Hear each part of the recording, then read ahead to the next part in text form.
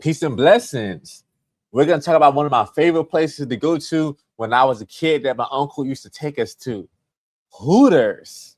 And once I found out about their story or their company, I had to go and do a reaction video to it. So, all right, y'all, hope you all learned something and you all enjoy it. Let's get into it.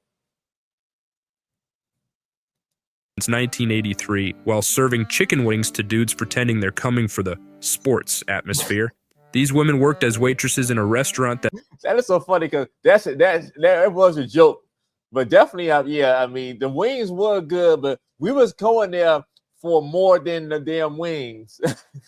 that literally started as an April Fool's joke between 6 Florida friends thinking it would be hilarious when their stupid idea failed.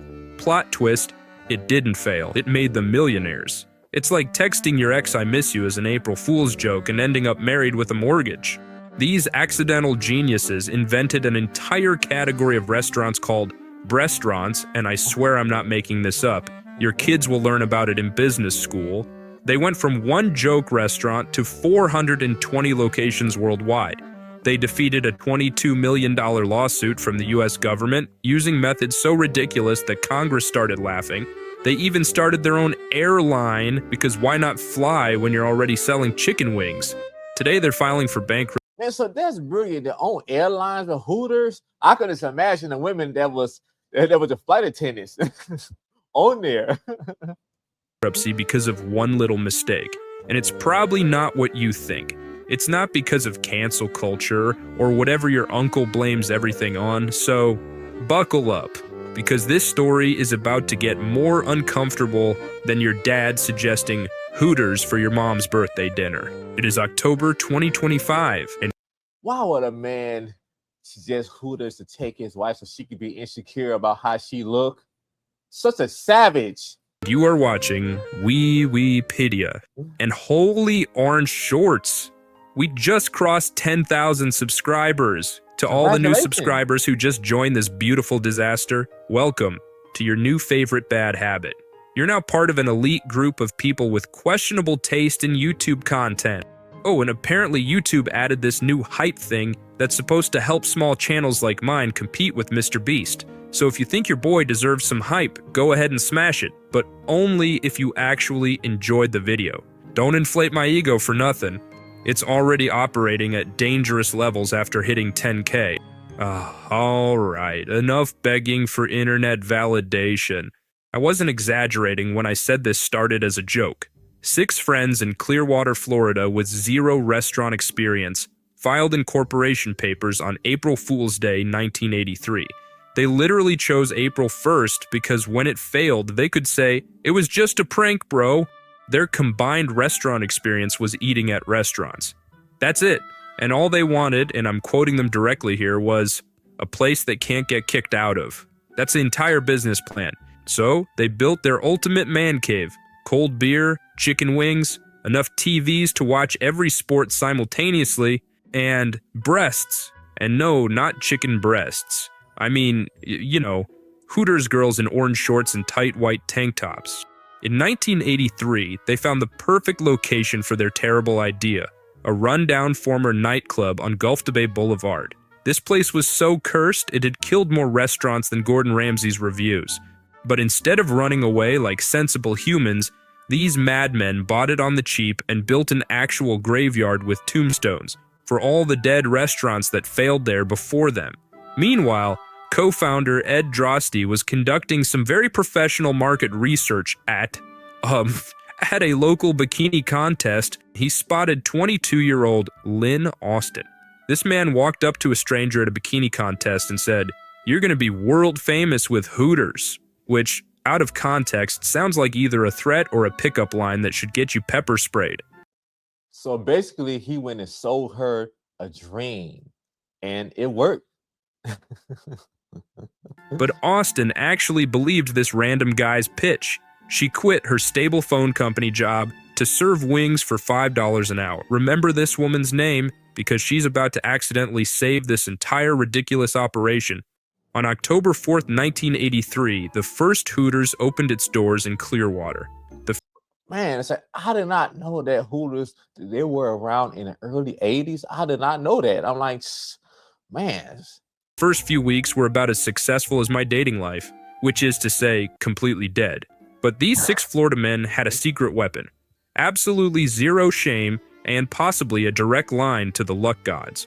Ed Drosty kicked off their marketing strategy by squeezing into a giant chicken costume and running through traffic. But Drosty wasn't done.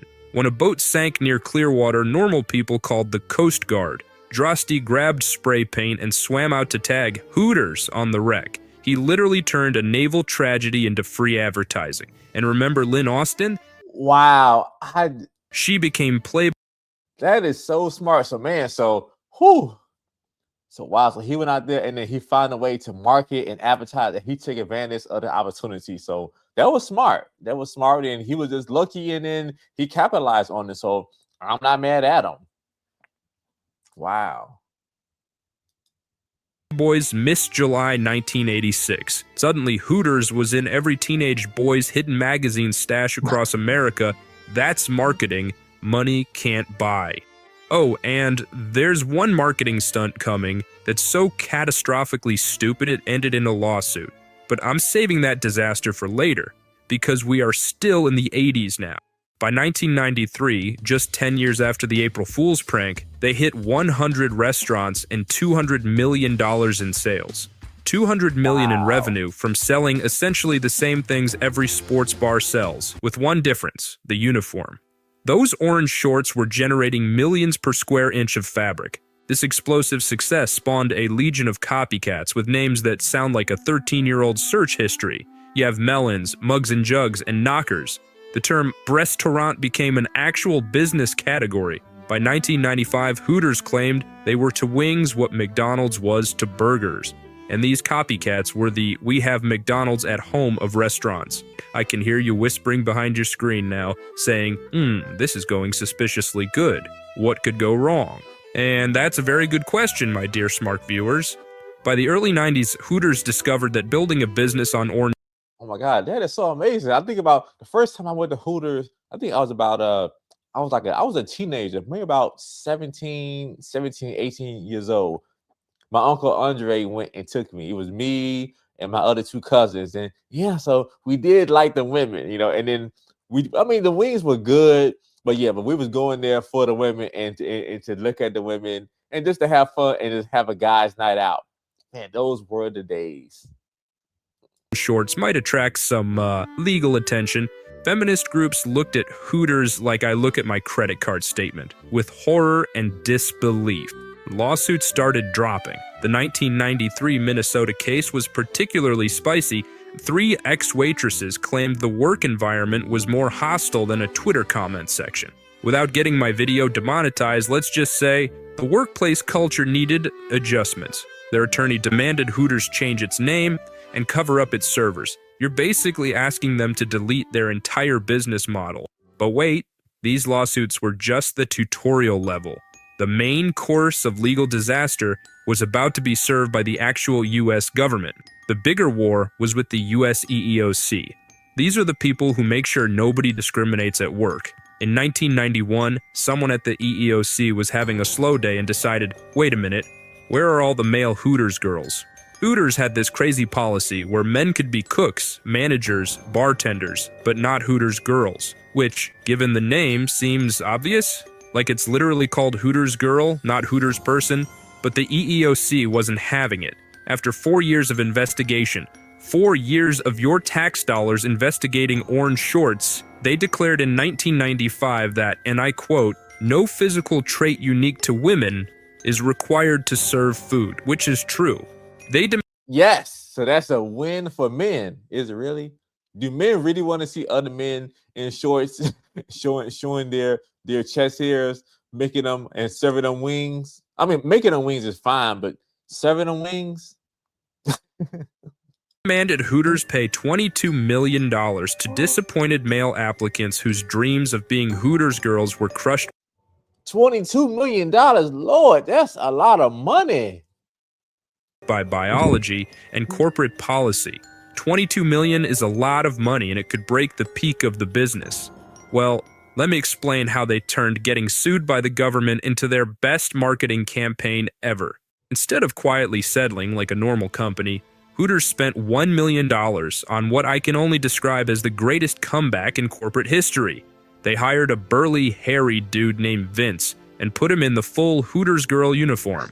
Then came Operation Save Our Jobs, which sounds like a military operation but was actually 100 Hooters girls invading Washington, D.C. These women were handing out free food to anyone with a pulse and a press badge. Public opinion did a complete 180. The EEOC went from righteous defenders of equality to the fun police trying to put hairy men in short shorts. By 1996, the EEOC basically said, you know what, never mind, and moonwalked out of the courtroom. They dropped everything. They entered the 2000s like a champion boxer who just won by punching the referee himself. By 2003, Hooters had more than 400 locations, and someone at corporate had apparently mixed Red Bull with spicy chicken wings because they announced, we're starting an airline.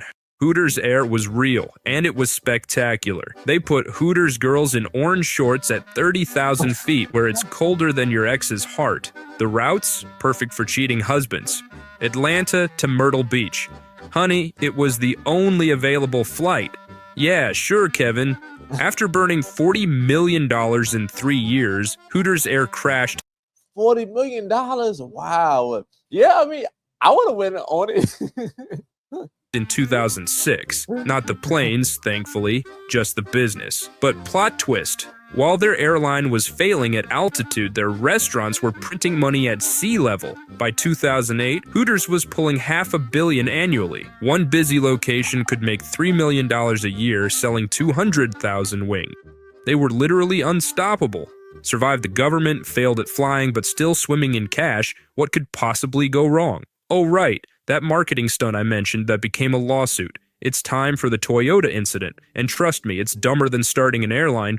In 2001, a Florida Hooters manager wakes up and chooses violence. He announces a contest. Whoever sells the most beer in a month wins a brand new Toyota. These waitresses went feral. One waitress, Jody Berry, turned into the Michael Jordan of beer sales. She was moving product like Walter White, except legal and with better shorts. April Fool's Day comes, and Jody wins. The manager blindfolds her, which should have been red flag number 1. They lead her to the parking lot. She's probably already picked her license plate, Beer Queen, or something equally tragic. Blindfold comes off. She's staring at a toy Yoda. No, not Toyota, toy Yoda. This green piece of plastic that probably came free with a Happy Meal somewhere. That is so grimy. Ooh-wee. So, yeah, so I don't blame her for suing them for that. So she wouldn't have did all that, though, and they just gave her a damn toy Toyota. Take all their money. Jody did what any reasonable American would do. She sued them. They settled out of court for an undisclosed amount, but reports say it was enough for her to buy any Toyota she wanted. By 2010, the restaurant started to see sales stagnate and locations close. They hadn't changed anything. In fact, they'd improved the service and food quality over the years. So what went wrong? Can you guess? Yes, you, the viewer who is watching me right. I know what happened. They hired a waitress that was overweight and then she didn't look good and then she sued them. Just a thought. Now, while probably eating something you shouldn't be. If you haven't figured out why, let your favorite YouTuber, Wikipedia, explain. After 2010, the world was changing fast. The new generation, millennials, they're just different. Okay, Wee, and what does that have to do with Hooters? Well, I'm trying to keep this family friendly, but there's no other way to say this. Let me tell you about a certain adult website that rhymes with corn tub. This totally legitimate research website released data showing that people ages 18 to 24 were searching for, let's say, chest content significantly less than older generations. They were more into things like authentic connections and emotional availability. Disgusting, I know. In response, Hooters tried marketing more heavily on fantasy football leagues and game day promotions, figuring cleavage wasn't the draw. Between 2012 and 2016, the number of Hooters restaurants in the US dropped by more than 7%, and same-store sales flatlined harder than my heart rate during cardio. Desperate times called for desperate measures. Hooters tried everything. They modernized the decor, they added salads to the menu. Salads at Hooters! That's like adding a library to a nightclub. In 2017, they launched Hoots. And no, I'm not making this up. Hoots was Hooters without the Hooters.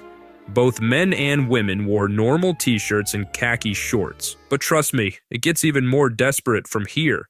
In 2021, after years of trying to appeal to families and women, Hooters management had a meeting where someone said, "You know what? Let's do the exact opposite of everything we just tried." They introduced new uniform shorts that violated several laws of physics. These weren't shorts. They were a philosophical question about the minimum amount of fabric required to technically be clothing. The Hooters girls immediately went to TikTok. The videos blew up so hard that within 72 hours, Hooters announced the new uniforms were optional. Meanwhile, while Hooters was having their fabric shortage crisis, Buffalo Wild Wings quietly stole their crown as America's wing champion. How? By using this revolutionary business strategy called selling good wings. So here we are, 2025, and America's Gen X beloved Hooters is filing for bankruptcy. How did we get here? Surprisingly, the big reason is not what we mentioned before, although that played a role. The real villain? Private equity. Let me explain private equity like you're 5. Imagine your lemonade stand makes $10 a day. Private equity comes in, buys your stand with borrowed money, then makes you pay back that loan from your $10. Now, you're making $10 but owe $15. Congratulations, you're broke, but they're rich. That's private equity. In 2019, they blessed Hooters with $376 million in debt. Debt from literally just existing under new ownership. Then inflation showed up like an uninvited relative. Wings became more expensive than therapy. Beer prices jumped higher than a cat seeing a cucumber. In early 2025, exactly after their 42nd anniversary, Hooters filed for Chapter 11 bankruptcy. Happy 42nd anniversary, here's your bankruptcy papers. Now, Chapter 11 isn't we're dead bankruptcy, it's give us a minute to figure this out bankruptcy. Think of it like hitting pause on a video game when you're about to lose. Here's how it works. The judge basically becomes your financial therapist. The company keeps running, wings keep frying, orange shorts keep, shorting?